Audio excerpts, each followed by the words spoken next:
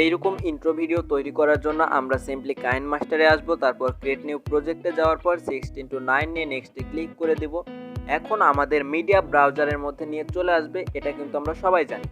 তারপর আমরা ইমেজে ক্লিক করবো, একদম ওপরে ইমেজে ক্লিক করার পর ব্ল্যাক কালারের ইমেজটা নিয়ে নিব। এখন এটাকে আমরা মোটামুটি বড় করে দিব, 10 থেকে 15 বা 20 সেকেন্ডের মতো করে দেব। মানে আমার টেমপ্লেটটা যত বড় হবে আমি তত বড় এটাকে করে দেব, পরে আমরা কেটে দেব। সো এখন আমরা লেয়ারে যাওয়ার পর মিডিয়াতে যাব। এখন আমরা আমাদের চ্যানেলের লোগোটা এখানে অ্যাড করব। ওকে, এখন আমি লোগোটা দেখি আমার লোগোটা কোথায় আছে। সো আমি লোগোটা খুঁজতেছি, আমার চ্যানেলের লোগো। অনেক দিন থেকে আমি লোগোটা ব্যবহার করিনি, দেখি একটু টাইম লাগবে হয়তো।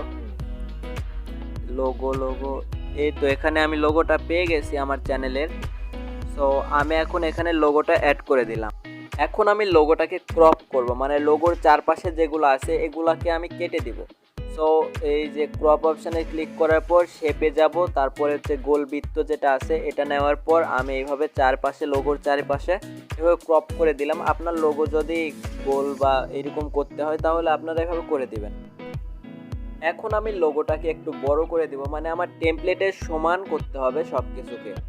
সো আমি লোগোটাকে এরকম রেখে দিলাম। এখন আমি এই লোগোটাকে একটু মাঝামাঝি রাখবো। তারপরে আমি লেয়ারে যাব, লেয়ারে যাওয়ার পর মিডিয়াতে যাওয়ার পর আমার টেমপ্লেটটাকে আমি এখানে সেট করে দেব। সো এই টেমপ্লেটটা আপনি আমার ভিডিওর ডিসক্রিপশান বক্সে পেয়ে যাবেন, সেখান থেকে আপনারা খুব সহজে ডাউনলোড করে নিতে পারবেন। ওকে, আমি এখন এই যে টেমপ্লেটটা এখানে অ্যাড করে দিলাম। এই যে দেখেন মাঝখানে একটা অপশান আছে, এখানে ক্লিক করার পর এটা দিলে আমরা হচ্ছে মানে পুরা ডিসপ্লেটা আমার টেমপ্লেটটা হয়ে গেছে। সো আমার টেমপ্লেটটা এই যে এইরকম আপনারা দেখতেই পাচ্ছেন, মানে যেটা আপনারা ভিডিওর ফার্স্টেও দেখেছেন। সো এই যে গ্রিন কালারের মতো একটা অপশান দেখতে পাচ্ছেন, এটা আমরা রিমুভ করে এই জায়গাতে আমরা লোগোটা অ্যাড করে দেব। ঠিক আছে, এখন আমরা গ্রিন কালারটাকে রিমুভ করার জন্য টেমপ্লেটের উপর ক্লিক করব। তারপরে যে ক্রোমা কি নামে একটা অপশান দেখতে পাবেন, এটার উপরে আমরা ক্লিক করব, তারপর এটাকে আমরা এনেবল করে দেব। ওকে, আমার কাজ শেষ। এখন কিন্তু আমাদের গ্রিন কালার মানে রিমুভ হয়ে গেছে, আর পিছনের যে লোগোটা ছিল মানে যেটা অ্যাড করছিলাম সেটা দেখেন আমরা দেখতে পাচ্ছি।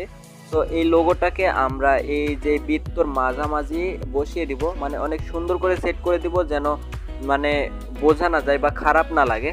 সো এইরকমভাবে আমি এটাকে অ্যাড করে দিলাম।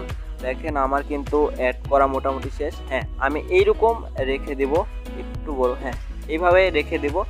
সো আমার কিন্তু এখন এটার কাজ শেষ, লোগো অ্যাড করার কাজ শেষ। এখন আমি এই সবগুলাকে টেমপ্লেটে সমান করে কেটে দেব। আচ্ছা, আমি এখন এই 3টা লেয়ারকে সমানভাবে কেটে দেব। এই যে মাঝখানে আমি হচ্ছে প্রথমে এইটা কেটে দেব নিচেরটা, তারপরে এই যে মাঝখানেরটা, মানে সবগুলাকে সমান করে দেব যেন বের হয়ে না থাকে, তাহলে কিন্তু খারাপ লাগবে, মানে বের হয়ে গেলে ভিডিওটা একদম নষ্ট হয়ে যাবে।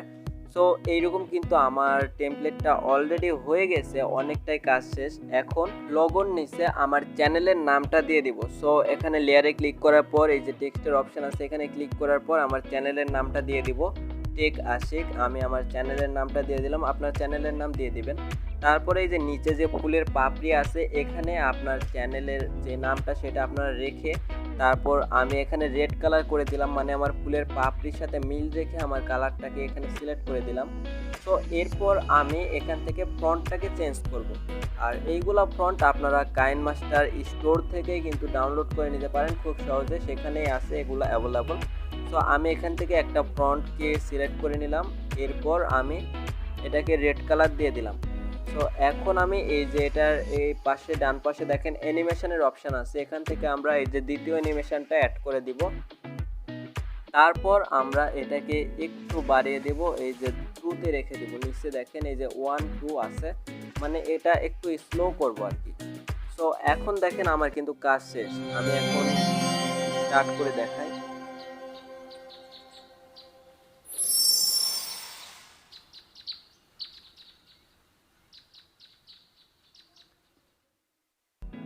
সো দেখতে পেলেন যে আমার এই টেমপ্লেটটা কত সুন্দরভাবে এটা মানে কত সুন্দরভাবে তৈরি হয়েছে। এখন আমি এই সবগুলাকে সমান করে দিব, একটা লেভেলে রেখে দিব, মানে এই যে সবগুলাকে কেটে এই যে টেক্সটের এটা বের হয়ে গেছে, এটাকে আমি কেটে এখন সমান করে দিব। সো এইভাবে আমি আমার টেমপ্লেটটাকে মানে তৈরি করছি, আপনারাও এইভাবে আপনার টেমপ্লেটটাকে খুব সহজেই তৈরি করতে পারেন। টেমপ্লেটটা ইন্ট্রোটাকে খুব সহজেই তৈরি করতে পারেন।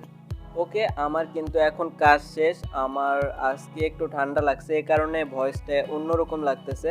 সো এইভাবে আমরা সব কিছুকে কেটে দিব। দেওয়ার পরে যে সিম্পলি উপরের এই অপশানে ক্লিক করে আমরা এটাকে এক্সপোর্ট করে দিব।